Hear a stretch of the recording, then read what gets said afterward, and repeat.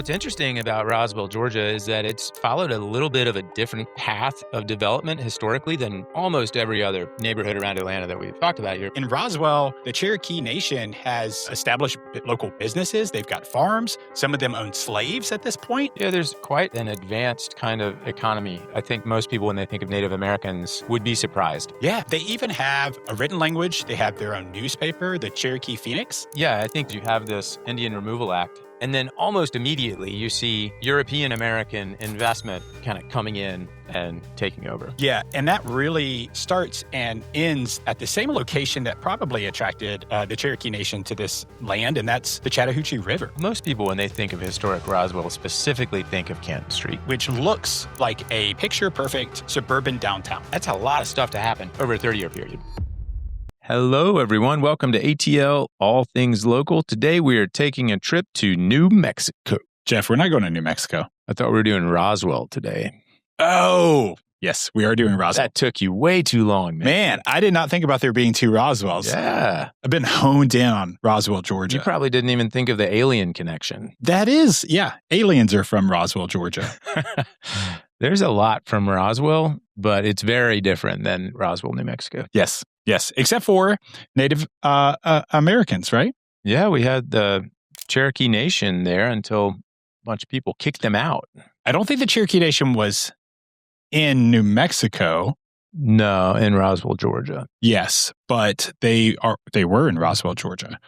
Yeah. And what's interesting about Roswell, Georgia, is that it's followed a little bit of a different path of development historically than almost every other neighborhood around Atlanta that we've talked about here, because it didn't really totally be controlled by the railroad or the highway. I know. Isn't it a breath of fresh air that it's not, a railroad neighborhood? Or a freeway neighborhood. Yeah, but it's freaking brutal. Their past is really dark. Yeah, and it kind of a lot of getting through it, surviving kind of. Yeah, enduring or walking back from Indiana. I mean, that's pretty crazy. Well, yeah, let's start off. European settlers arrived here. It was Cherokee land, right? And which is unique because that's kind of south for Cherokee. When I always think about Cherokee, I think of North Carolina. Yeah, exactly. Western North Carolina. Yeah, because they were more of the Appalachian.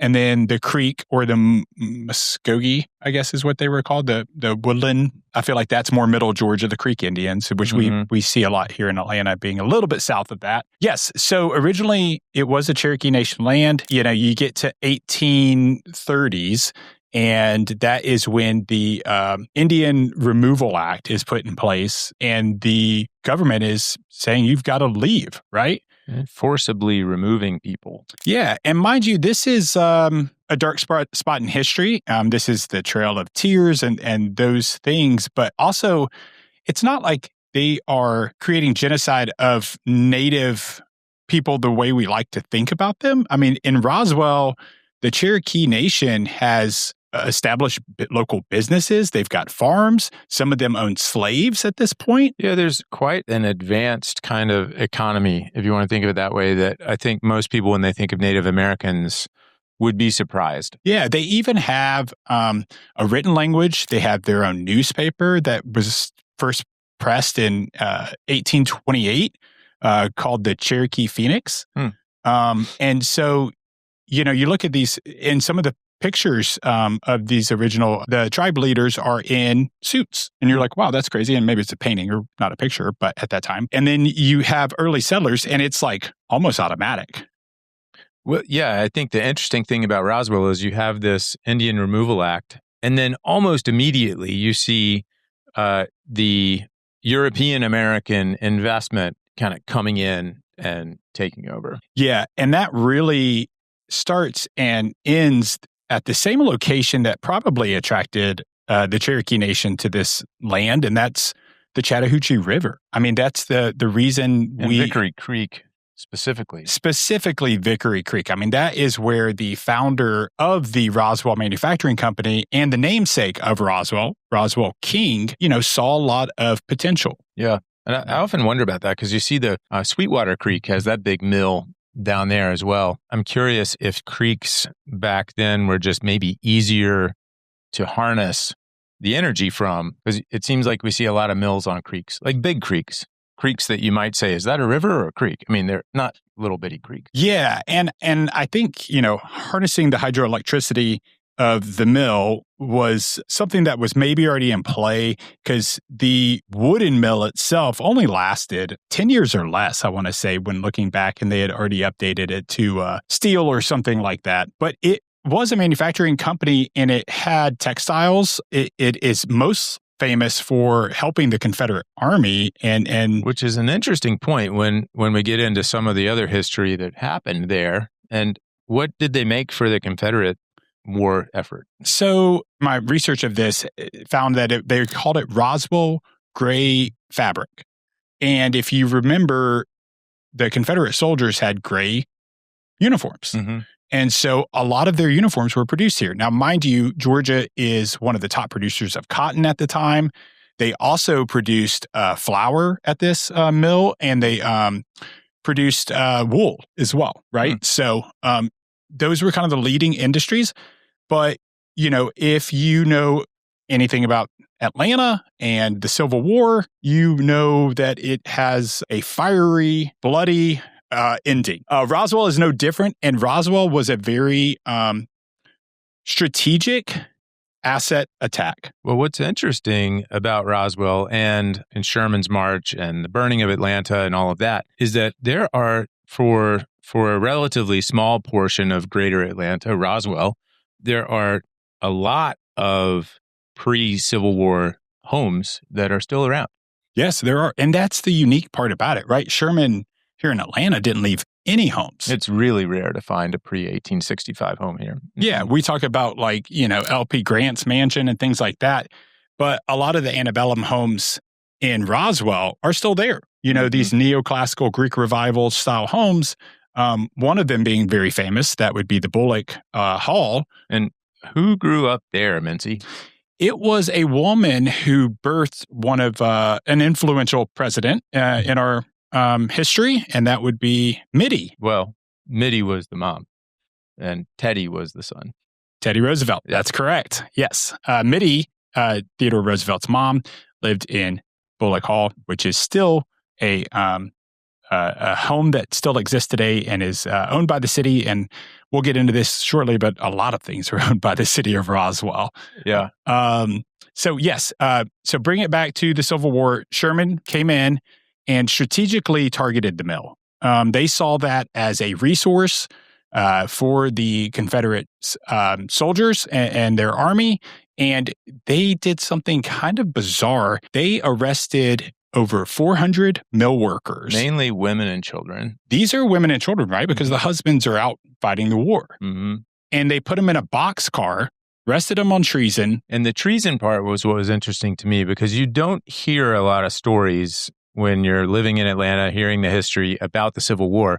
You hear about things getting burned and it was awful, but you don't hear about people getting put in boxcars. That sounds like something you would hear out of World War II Europe. Mm-hmm. And so that's why this one kind of sticks out as very interesting. And I'm curious if the treason accusations were because of this Roswell Gray and the fact that maybe they looked at it more like a military production facility or something. Or could it be that they tried a little trick before Sherman got there and flew a French flag above the mill? So I don't know. But, they get the women and children get put on this train and they get shipped up to Kentucky and Indiana. And a lot of them, because of their lack of resources, never made it home. Mm-hmm. But there is one story of a woman who was pregnant at the time that she got put on the train, and she took her 5 years to get back to Georgia. Well, it's all downhill. Well, that's the way it looks on a map, sure. But 5 years to get back to Georgia, and when she got back, her husband had remarried because he thought she had passed. So did he have two wives now? That's where I left the story, but I don't know. I mean, that's a good. There was therapy involved. I'm sure. That was actually the birth of therapy. Modern therapy started in Roswell, Georgia. Well, one thing that's interesting is that the Native Americans were forced out 1830 or so. By the end of that decade, we had this big mill operation going, and within 2.5 decades, 3 decades, like between now and what was the 90s. which doesn't seem that long ago. You had this major transition into, you actually literally went from having Native Americans living there to having a war party from your own country coming and burning everything down. Like, that's a lot of stuff to happen over a 30-year period. Yeah. Yeah. It's so part of what really impresses me is how much happened in a relatively short amount of time. And it's not like they can go on Amazon and order that part they need for the mill and all. It was a big to do, making what you need and all of that. Yeah. But the mill did make it back in production, and it stayed in production all the way until I think the mid 70s. Yeah. I wonder what they were making in the 70s. Oh, I don't know. But the interesting thing about the 70s is that that's when Georgia 400 came into place and kind of got Roswell caught up with the rest of Metro Atlanta in terms of being defined by transportation. Yeah, and that happened in the 70s, but there was a strategic move back in 1932 that Roswell moved from Cobb County and got annexed into Fulton County. And we've seen this similar pattern in other suburbs of Atlanta. I think it was Alpharetta, which is the neighbor to Roswell. And these areas were really suffering from the Great Depression. That's right. Their municipalities didn't have any money, and they basically said, we give up. We'll just can't beat them, join them kind of thing. I guess, right? And they looked to the bigger city, Atlanta, to help fund some of their infrastructure, right? And so the infrastructure in the Interstate Act of the 60s and Georgia 400 made this a perfect landing spot for a lot of people who were looking to get out of the city during the suburban sprawl. Well, you did have the traditional post-war boom. I think, though, Roswell was still a little bit insulated. It was. Because they didn't have the freeways. They didn't have a railroad going through it.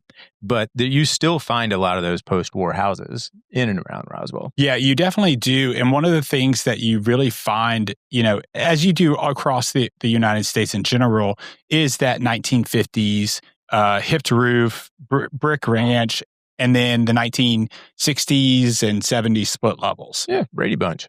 The Brady Bunch. You see a lot of that around Roswell, but it really wasn't until, like you said, the Interstate 400, made that perfect landing spot for it. I'm curious about it because it is Georgia 400. I'm not sure if they even got funds from the Interstate Act. Maybe it was just because all of the interstate stuff was happening. Yeah, it could just be, benefit because you were sitting right there.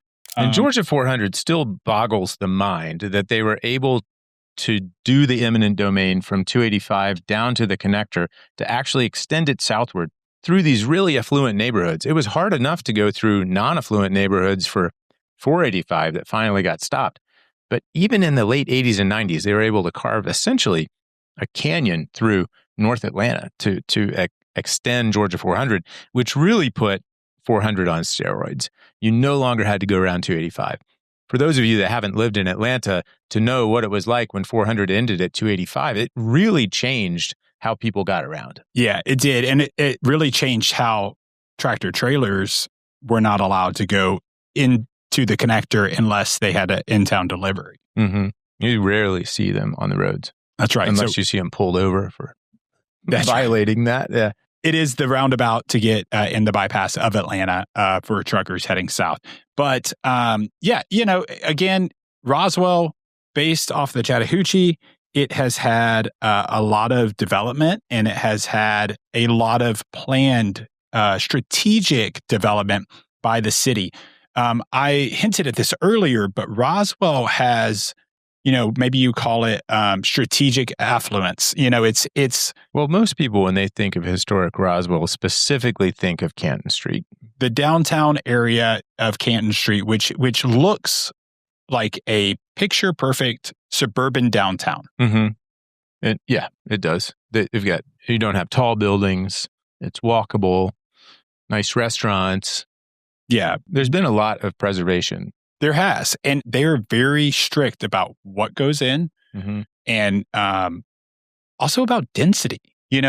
They had recently. Well, how do you like? I feel like there have been historic, not just recently, but over the last century and a half, there's been some level of this preservation mindset that Roswell has had.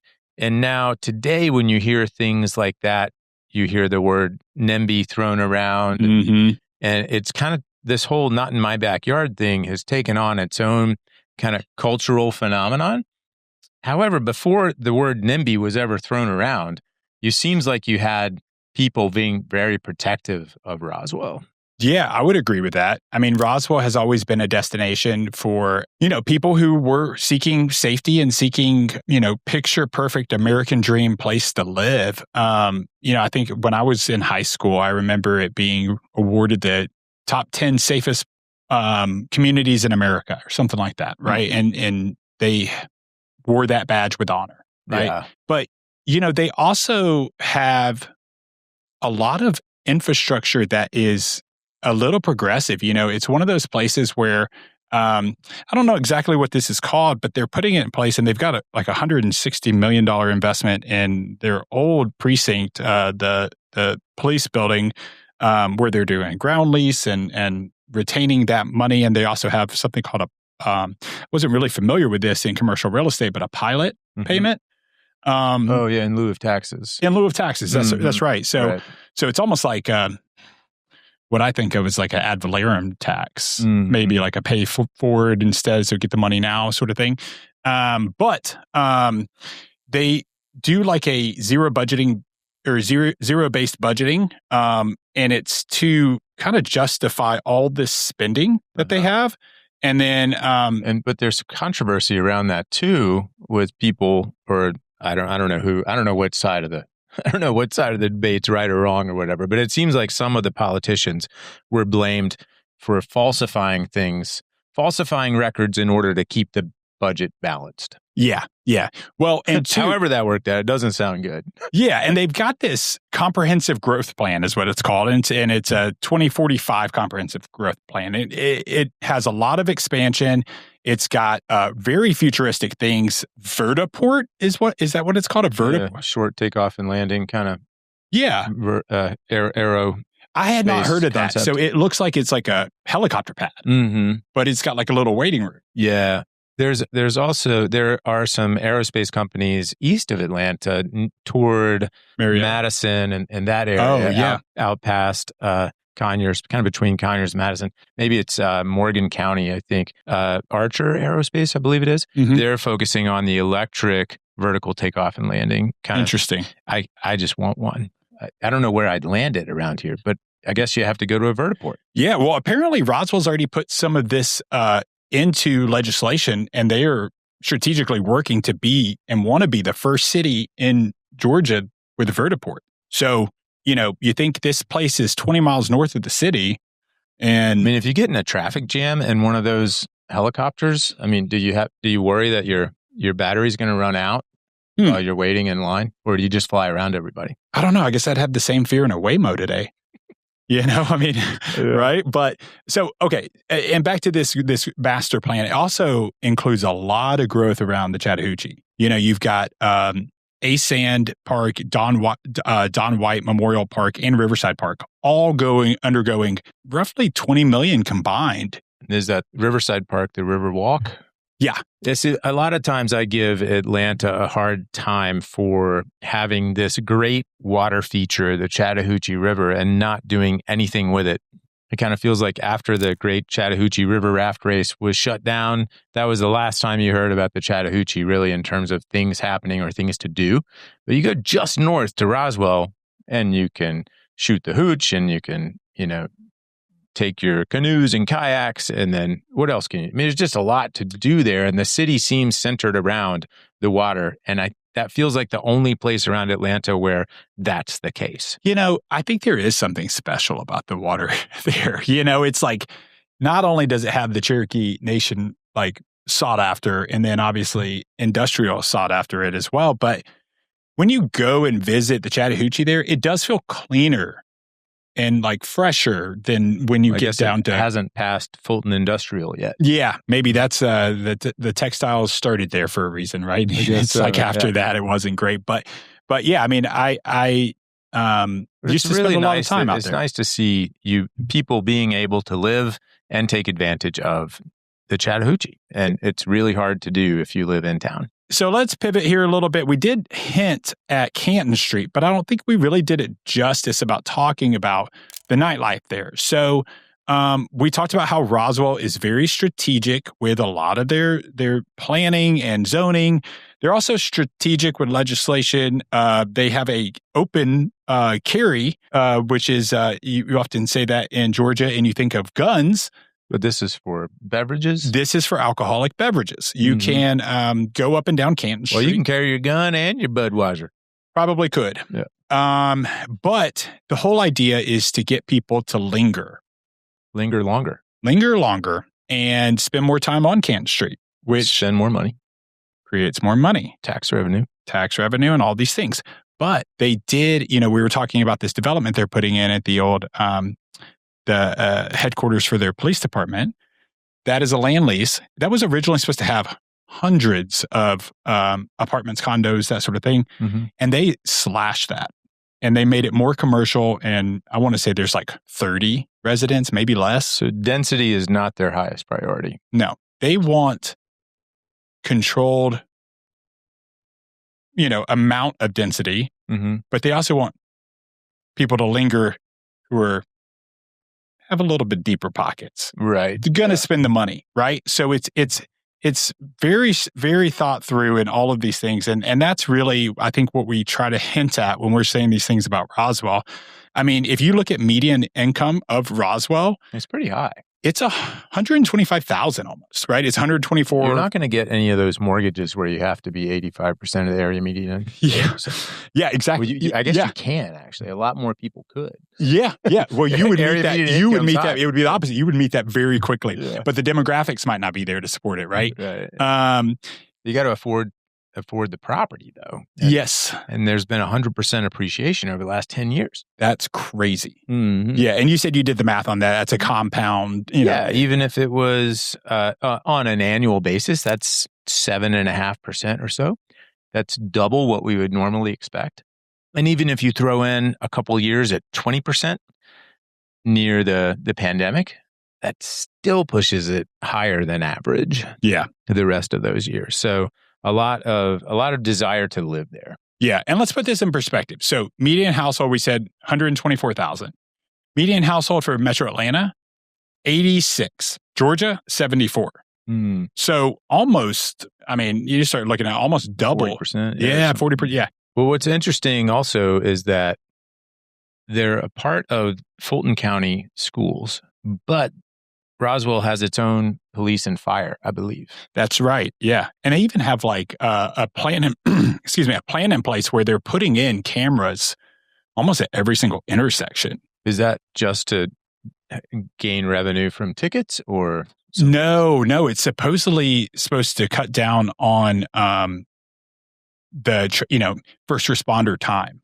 So they can pinpoint exactly where issues are happening, where they're moving, those sort of things. Yeah. Sounds like Big Brother to me, man. Well, Atlanta is the number one Big Brother city in the U.S. I think. There's so many cameras now, and I'm kind of surprised because when cameras first started being put on the streets, there was kind of this hum around the community of that's not going to fly. I don't like it, all of that. And now it just seems like since everybody has a camera in their pocket every day now with their phone, I think people are just like, whatever. Yeah.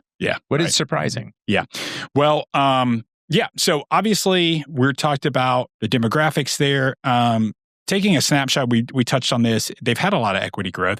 The median sales price in Roswell is $730,000.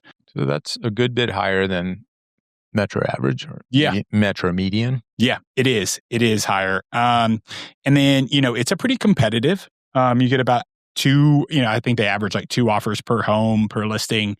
They have started seeing a little bit more market, days on market, but what? Yeah, everybody has. What market hasn't? Architectural profile, we talked about the brick ranches and the split levels. We did say they've got some of those earlier Greek revivals. A lot of those have been purchased by the city. There's still some out there, and there's still some privately owned. And you got a ton of 2-story brick traditional homes built in the 90s and 2000s. Yeah, you do. You've got a lot of swim and tennis communities that you could choose from. And especially the more you move up towards the north side, towards Milton and Crabapple area, But there's also a strong market for, the contemporary modern farmhouse style, the neoclassicals, things like that. So if I wanted to just get into the market, say a mid-century ranch, I don't have a ton of money, I'm just looking for the most affordable thing out there. What's my entry point to Roswell? I mean, you're still going to be 5, plus, depending on finishes. It would be probably, depending on finishes, between 5 and 7. Mm-hmm. So if you look at the average kind of mortgage with a typical down payment and all of that, that's doable for a median family income. That's as high as Roswell has. Yeah. I mean, you can't have a bunch of other debt, but you could probably still get a mortgage. Oh, yeah, for sure. For sure. If you like Southern cuisine and you want a nice fancy dinner, where do I go? Table and Main is probably Austero Matrone. And then there's a couple other like local spots. There's the Irish pub back McGee's or whatever. I've been there a couple times. Yeah, with the red facade. Yeah, exactly. Yeah, pretty notable building. They've got that like wine tasting shop across the street too. That's pretty nice. So you can just get loaded in Roswell. Well, you can, and you could take it to go. Because of the, you can do more than that. Gate City Brewery is also a very popular one. That's the one that kind of has they've got a back, you kind of go around behind Canton Street, right where I think there's like an antique spot where you park. What about the Voodoo Brewing? I've never been to Voodoo. I haven't. So they've got a good number of breweries, established pubs, restaurants. Variant's another brewery that's pretty popular. It's really cool to go down there, walk around. A lot of the old homes have been turned into businesses, like the historic homes there. Yeah. So it has a really nice vibe. Instead of having, say, a 2 or 3 story medical building like you would see built now, you've got the dentist in the old 3-bedroom house, right? Yeah. It's nice. And if you drive up and down Canton Street, you can tell it's a nice area. It's also, and I'm surprised they haven't done this yet. At one point, they were trying to close it off to cars anyway. So it's kind of surprising to me that they haven't done that yet. They've been through a lot. They charted a slightly different course than a lot of the cities and towns and areas that we cover on the show. Yeah. They weren't defined by the railroad or the interstate. You can still get there really quickly from downtown. When Roswell became 20 minutes from downtown, that really changed stuff. Yeah, it did. It did. And I think the cool thing about Roswell is it is very forward thinking. We talked about the large investment in the parks. That also is, the connectivity that people want today. So a lot of times people say, we want more walkability. We want more connectivity. While the density isn't necessarily happening, those bike lanes are getting wider for e-bikes and things like that, where you could put a stroller or a carrier on the back of it and get to downtown Roswell. Like, it wants community, and it has a strong sense of community, and it has good schools. And so I think maybe we're seeing that because Roswell is smaller, say, than Atlanta. And maybe it's easier to manage. You have fewer interests and people to appease and convince and all of that to do something. I mean, obviously, Roswell has a lot of people arguing about a lot of things in terms of development and how the budget works and all of that. But they've been able to complete a lot of things that are really good social investments that make it a great place to live. Yeah, and it is a great place to live because it's not too small as well, right? It's the 3rd largest city in Metro Atlanta. There are a lot of corporations there, lots of healthcare there. Yeah. I mean, a lot of different industries there, and a lot of tech, right around the corner as well. So, it's a great place to live. This is why we do the show. If you are interested in any home in Roswell or surrounding areas, I'm Adam Mincy, a local real estate broker, and I'm here to help you with that. If you're looking for funding, if you need money, come to me and Jasmine. We can help you get a mortgage so that you can buy the home that Mincy sets up for you. And we'd love to chat with anyone about Atlanta, different neighborhoods, show you guys around, and hopefully see you in person soon. Absolutely. Thank you so much for listening.